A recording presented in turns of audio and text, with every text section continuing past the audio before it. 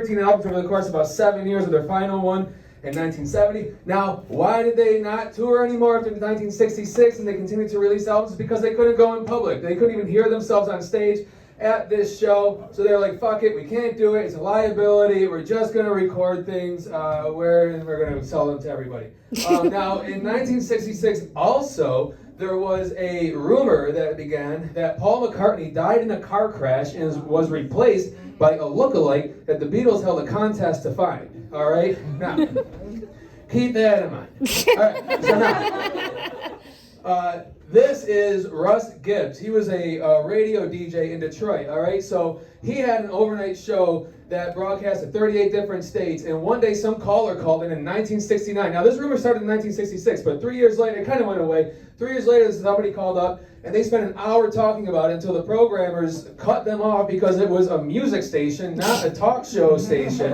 But too late, the damage was done. Everybody already heard what he had to say. All right, so in 1970, they released their last album, Let It Be, okay? So up until now, they had already released, like I said, 13 albums. They had sold 300 million copies of their records.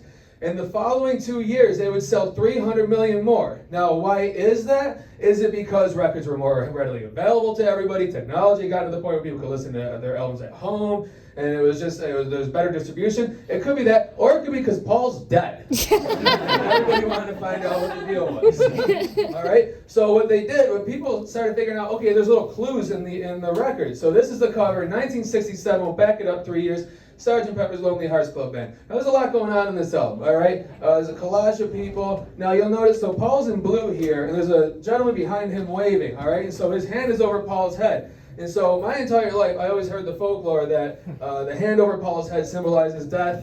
Namely, I think it was in Native American customs. Now, while doing research for this tonight, I did not find evidence of that anywhere, except for only on websites about the Paul is dead conspiracy theory.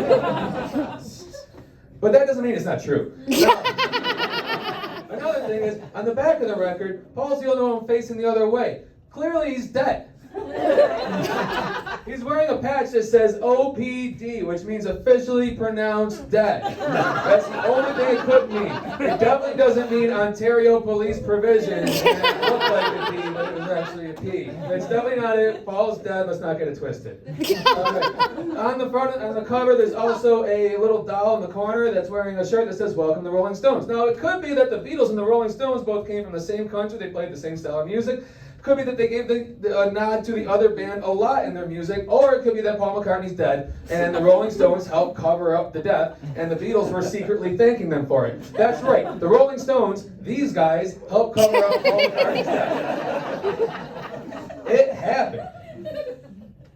Now, if you take a mirror and you put it on the drum on the front of the cover, it clearly says there's the number 1, there's the word 1, there's an IX, which is Roman numerals, which we all still use. That means 9. And then it says he died. Paul's dead. So, and that means that on November 9th, never mind the fact that the British do their month first, and no, we do. No, they do the date first. You get what I'm saying. We all understand Paul's dead. He died.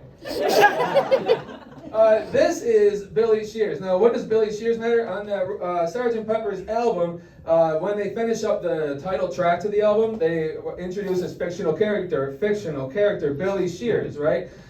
Billy Shears is the man that they found that looked and sounded like Paul McCartney. Now, this is like office job Paul McCartney that they found this photo from. But, I mean, obviously, you can see that the faces are exactly the same. Whoa. Those definitely aren't just 2 pictures of Paul McCartney.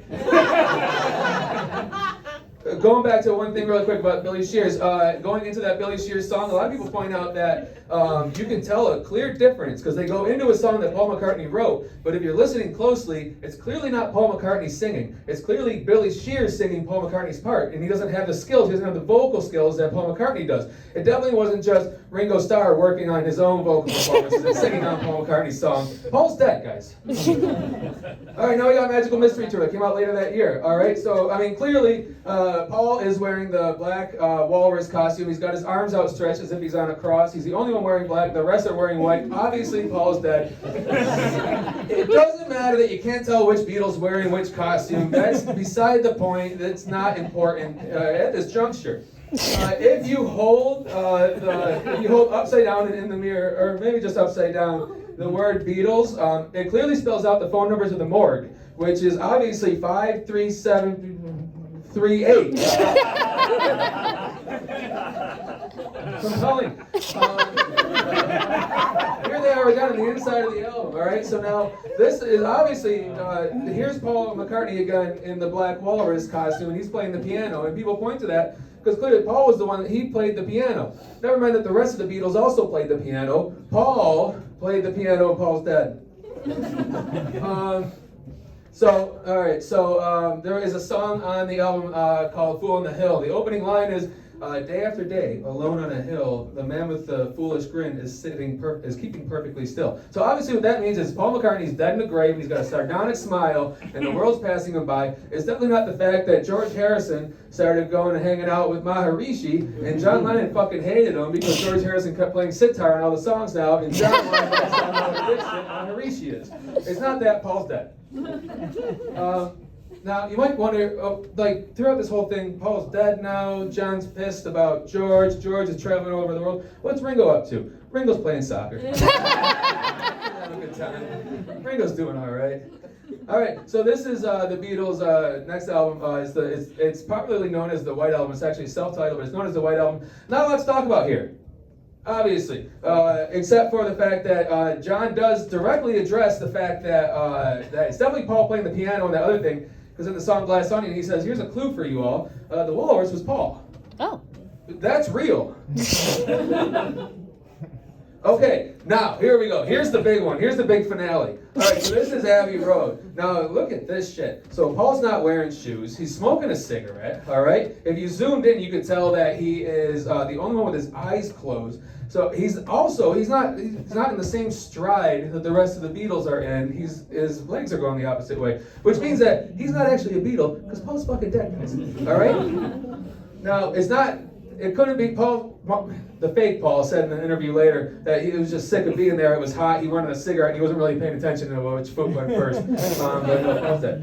In the background, all right, so you'll see this Volkswagen Beetle in the background. Now, on that Volkswagen Beetle's license plate, now check this shit out, guys. It says LMW2AIF, which obviously means that if Paul McCartney hadn't died in that car crash, now he'd be 28 years old.